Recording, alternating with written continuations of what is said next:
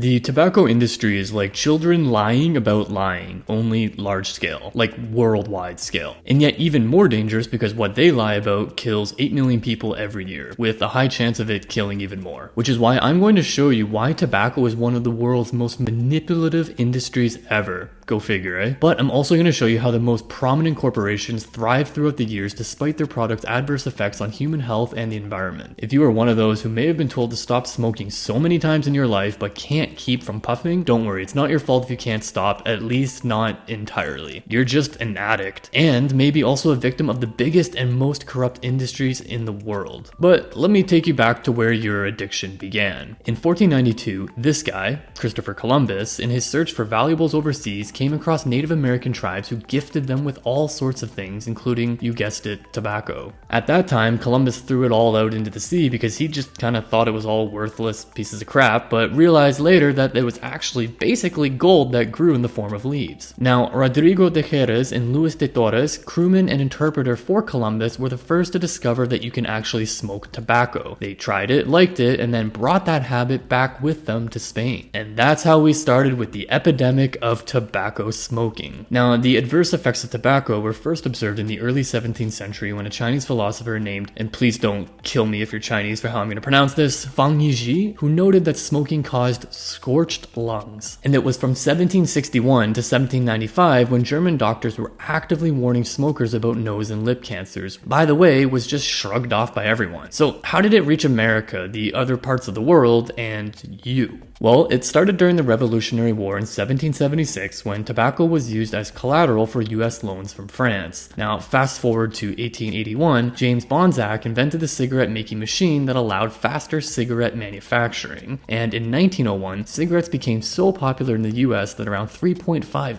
billion cigarettes were sold. This surge gave birth to a new, powerful, and unstoppable industry. This industry even targeted women specifically and created a brand called Mild as Mary so that women would have an option to try a female cigarette product. And this is where everything spiraled downhill. In 1935, the number of female users, that means smokers, in the US tripled, and 50 years later, lung cancer became the #1 cause of death in women and men, outrunning breast cancer. So how did this happen? Simple. Big tobacco. This monstrous industry manipulated people big time. 5 decades ago, in 1954, the tobacco industry paid scientists to serve people with bullshit based on research by publishing the Frank Statement to Cigarette Smokers. In this article, there were statements debunking claims that smoking causes lung cancer, and they were even saying there's not enough evidence to say that it's harmful. So if you're still watching and you're unconvinced, let me paint a bigger picture for you. In 2020, out of Earth's entire population, 22.3% of people used tobacco. 36% of all men and 7.8% of all women on Earth are consumers of tobacco-related products. Now, 8 million people die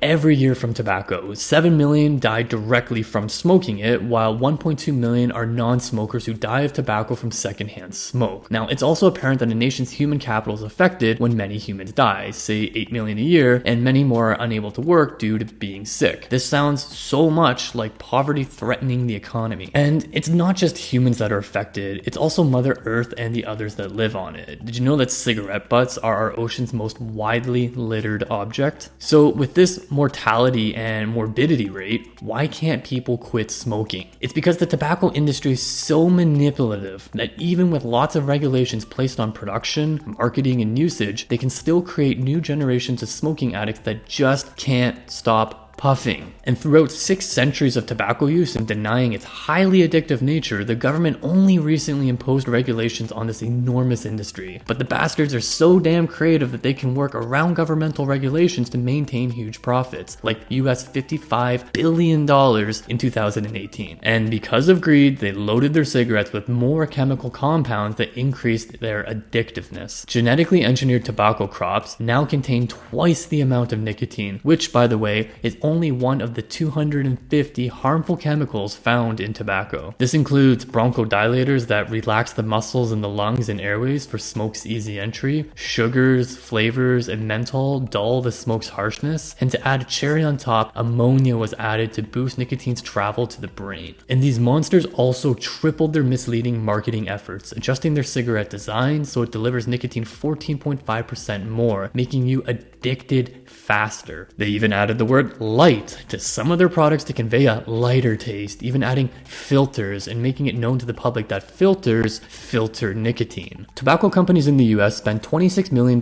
daily on promotional expenses, which they argue are not to promote smoking, but only to encourage brand loyalty. Only those addicted to smoking will believe that kind of bullshit. Oh, and that's actually a vast number of believers, around 1.72 billion people. It's an unending fight. People addicted to the nicotine and other chemicals in tobacco products will not succeed in quitting without help, and support is usually inaccessible. Addicts are wanting to quit, but they can't, and they eventually just fall back onto being very dependent, just repeating the cycle of being addicts, making people sicker by inhalation of secondhand smoke and making the tobacco industry disgustingly richer. And even funnier, the tobacco industry developed newer items that could help traditional smokers quit by using safer products. These are heated tobacco products, HTPs, and e-cigarettes. And guess what? HTPs and e-cigarettes contain toxins and carcinogens and are generally unsafe to users, just like any other tobacco product. The World Health Organization admits it's still too early to provide long-term impacts of using these or being exposed to the smoke of e-cigarettes, so I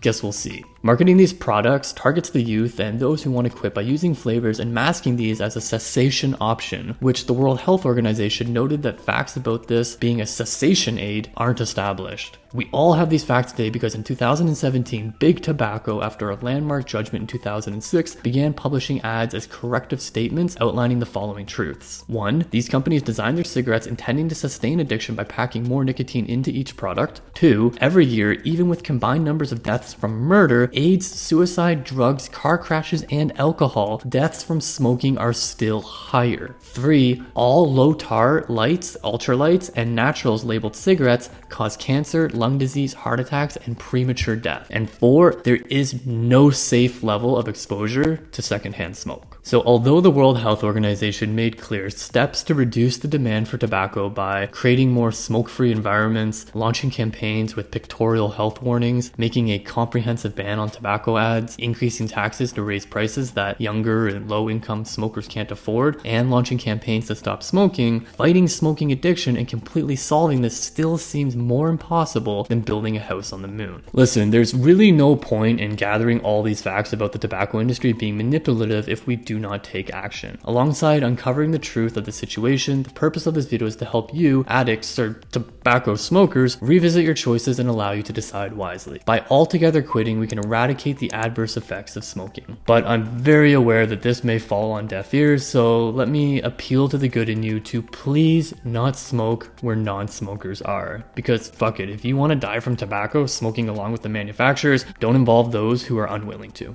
That's it for this video, but if you've got some weird unhealthy fetish about full moons and are just wondering what the heck causes your little crazy fascination, then check out this video I made about full moons, when the next one is, and a bunch of other cool random moon facts that you didn't realize you wanted to know until you actually knew them. Does that make sense? I'll see you in the next video.